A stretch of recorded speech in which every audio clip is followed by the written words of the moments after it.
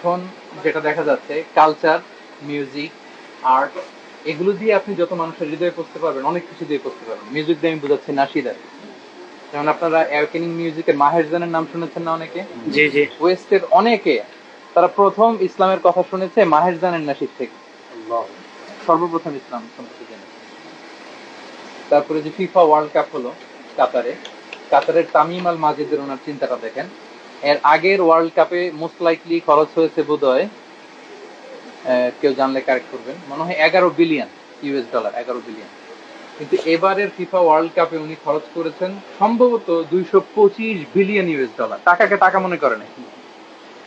ওনার চিন্তা ছিল যে সারা ওয়ার্ল্ড এখানে আসুক, ইসলামকে জেনে যায়। এবং এক্সপ্লোরিং ইসলাম .com নামে উনি একটা প্রজেক্ট হাতে নিয়েছে।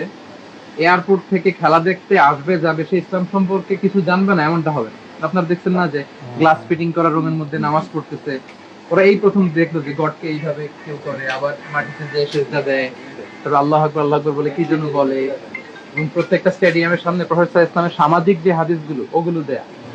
এখন দেখেন উনি এই ফিফা ওয়ার্ল্ড কাপ দিয়ে যে দাওয়া দিছে, আমরা সারা পৃথিবীর 1000 জাকির নায়ক ওই কাজ করতে পারবো, আল্লাহ পারবেন। ওয়েস্টের লোকদের কাছে ওনারা যেভাবে করছে ওটা সম্ভব না। আমার মনে হয় এই যুগের যে চাহিদা ওইটাকে বুঝে আমাদের ওইভাবে দাওয়া দেওয়া উচিত, তাহলে